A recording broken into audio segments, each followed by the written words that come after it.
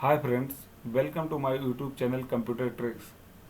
ये मेरा नया चैनल है जहां पर मैं ये कोशिश करूंगा कि आपको बेहतर से बेहतर कंप्यूटर से संबंधित बेसिक से लेकर एडवांस तक की जानकारी प्रदान कर सकूं।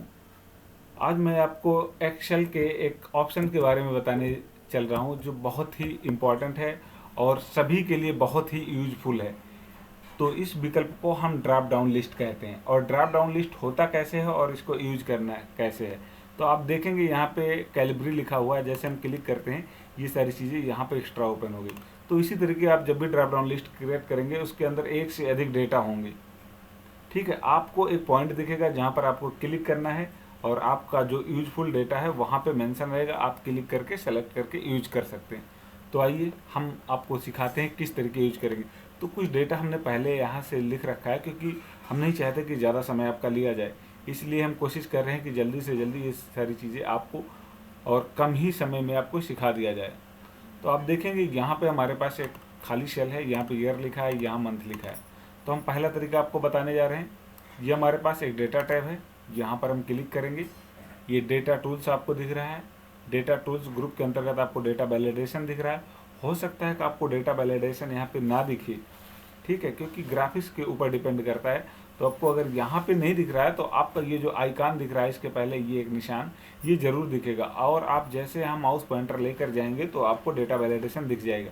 आपको इसी पॉइंटर पर क्लिक करना है। यहाँ जो आपको ये ड्रॉप डाउन लिस्ट दिख रहा है, यहाँ पे क्लिक करने के बाद आप डेटा वैलिडेशन पर जाएंगे। तो जैसे ही क्लिक करेंगे आप देखेंगे data validation dialog box open हो गया है। सेटिंग पहले से हमें यहाँ पे कुछ नहीं छेड़ना है। अलाउ के अंतर्गत एनी वैल्यू है, यहाँ भी आपको एक ड्रॉप डाउन लिस्ट दिख रहा है, इस पर क्लिक करना है। फिर उसके अंतर्गत एक ऑप्शन सेलेक्ट करेंगे जो कि लिस्ट है। आप देखेंगे यहाँ पे लिस्ट है। उसके बाद हम यहाँ पे सोर्स के अंतर्गत टेक्स्ट बॉक्स में क्लिक करेंगे। आप देखेंगे यहाँ कर्सर चमक रहा है। तो यहाँ पे प्रॉपर तरीके से अगर हम बनाना चाहें तो कई तरीका है। तो हम फर्स्ट तरीका आपको बता रहे हैं।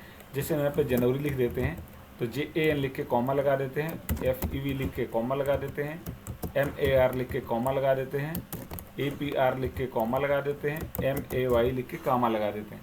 तो ऐसे ही करके हम लास्ट तक लिखेंगे, मतलब जितना हमें ज़रूरत रहेगी। जनवरी से लेकर दिसंबर तक हम लिखेंगे और लास्ट में जो होगा उसके बाद हम कामा नहीं लगाएंगे। जैसे अभी देखिए यहाँ पे हमने पूरा नहीं लिखा है, फिर मई तक ही लिखा है, तो मई के बाद हमने कामा नहीं लगाया। अब इसके बाद हम ओके करते हैं। ओके करने के बाद आप देखेंगे यहाँ पे ड्रॉप डाउन लिस्ट आ चुका है। जैसे हम जनवरी पे क्लिक करेंगे, देखिए जनवरी आ गया। फरवरी पे क्लिक करेंगे, फरवरी आ गया। मार्च पे क्लिक करेंगे, मार्च आ गया। अब देखेंगे यहाँ पे जैसे हम कर्सर क्लिक करते हैं, ये देखिए आपको दिख रहा है ना। तो इसी पे यूज करके हम इसको यूज कर सकते हैं। अब दूसरा तरीका हम आपको बताने चल रहे हैं। यहाँ पे तो हमने डायरेक्ट लिखा, लेकिन अगर हमारे पास पहले से डेटा मौजूद है और सेम सीट पर ही कैसे हम इसको यूज करेंगे। तो यहाँ पे मंथ लिखा है, इसके आगे हम क्लिक करेंगे। देन उसके बाद हम फिर से डेटा वैलिडेशन पे क्लिक करेंगे। डेटा वैलिडेशन पर क्लिक करने के बाद फिर वही प्रोसेस अपनाएंगे। अलाउ के अंतर्गत लिस्ट पे क्लिक करेंगे। अब यहाँ पे सोर्स दिख रहा है, सोर्स के अंतर्गत क्लिक करेंगे। अब देखिए कर्सर चमक रहा है। सबसे पहले हम यहाँ पे इक्वल लगाएंगे। इक्वल लगाने के बाद जनवरी से लेकर दिसंबर तक हम सेलेक्ट करेंगे। देन उसके बाद ओके करेंगे। ओके करने के बाद आप देखेंगे यहाँ जनवरी से लेकर दिसंबर तक सारी चीज़ें आ चुकी। मतलब यहाँ पे जो हमारे पास डेटा रहेगा वो सारा का सारा यहाँ पे शो होने लगेगा। थोड़ा सा इसको हम बड़ा कर देते हैं। अब देखिए, अब जनवरी के बाद फरवरी, ये लास्ट आपका दिसंबर तक है। तो जैसे हम यूज करना चाहेंगे इस डेटा को अपने हिसाब से यहाँ पे सेट कर सकते हैं। तो जो डेटा हमारा यहाँ पे रहेगा वही डेटा यहाँ पे शो होगा। आइए दूसरी शीट पे अगर हम इसको यूज करना चाहते हैं, जैसे हम शीट नंबर 2 पे चले जाते हैं और यहाँ पे अगर हम वही डेटा सेम उठाना चाहें, सेम शीट पे ना रहें, तो इसके लिए हमें क्या करना होगा। इसके लिए हम दोनों प्रोसेस अपना सकते हैं। पहला तो जो सिलेक्शन का तरीका था, दोनों तरीका हम आपको यहाँ पे दिखा देते हैं। यहाँ पे क्लिक करते हैं। अब देखिए क्लिक करने के साथ हम क्या करेंगे, डेटा पे जाएंगे। देन डेटा वैलिडेशन पे क्लिक करेंगे। फिर से हम क्या करेंगे, लिस्ट पर जाएंगे, सोर्स पर क्लिक करेंगे और यहाँ पे इसके अंदर इक्वल लगाएंगे। फिर पहली शीट पर जाएंगे। शीट पर जाने के बाद यहाँ से पूरे डेटा को ऐसे सेलेक्ट करेंगे। सेलेक्ट करने के बाद ओके करेंगे। ओके करने के बाद आप देखेंगे यहाँ जनवरी आ चुका है। थोड़ा सा इसको हम बड़ा कर देते हैं। अब देखेंगे फरवरी, जैसे क्लिक करेंगे उसके बाद फरवरी आ जाएगा। मतलब यहाँ पे वो डाटा हमने यूज कर लिया जो वहाँ पे बनाया था। अगर हम चाहते हैं कि इस तरीके हम ना यूज करें, ठीक है, तो उसके लिए एक तरीका और है। यहाँ पे हम ये जो नेम बॉक्स है ठीक है। और ये फार्मूला बार है।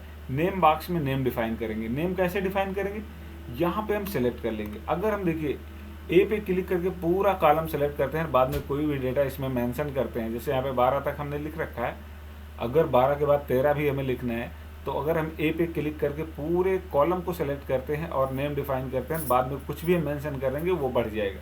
जैसे यहाँ पे हम मंथ के लिए केवल MM लिख देते हैं और इंटर प्रेस करते हैं। अब देखेंगे यहाँ पे MM लिखा, अब देखेंगे ये MM आ चुका। अब जैसे हम इस पर दोबारा क्लिक करेंगे, देखिए फिर से MM आ जाएगा। बी वाले कॉलम पे क्लिक करके केवल B1 आ रहा है, कहने का मतलब ये हमारा नेम डिफाइन हो चुका है। फिर से हम शीट 2 पे आते हैं, मंथ के आगे क्लिक करते हैं, डेटा वैलिडेशन पर क्लिक करते हैं, सेम वही प्रोसेस होगा। लिस्ट पर जाएंगे, सोर्स के अंतर्गत इक्वल लगाएंगे। अब जो नेम बॉक्स में हमने नाम दिया था वही नाम यहाँ सेम टाइप करेंगे। तो हमने क्या लिखा था, MM टाइप किया था, उसके बाद ओके करेंगे। यहाँ पे फिर से क्लिक करेंगे, आप देखिए जनवरी फरवरी आ चुका है। मतलब जो नाम हमने वहाँ पे दिया था MM करके वही टाइप करना है, चाहे स्मॉल में हो चाहे कैपिटल में हो। केस सेंसिटिव का यहाँ पे कोई लेना देना नहीं है। ये आपके लिए बहुत ही इम्पोर्टेंट टूल है। कोशिश करेंगे कि आपको अगले वीडियो में इसके आगे की सारी चीज़ें बताएं, और हमारी कोशिश यही रहेगी कि हम आपको बेसिक से लेकर एडवांस तक सारी चीज़ें सिखा सकें। तो आप हमारे चैनल को लाइक शेयर एंड सब्सक्राइब कीजिए। आज के लिए बस इतना ही, धन्यवाद।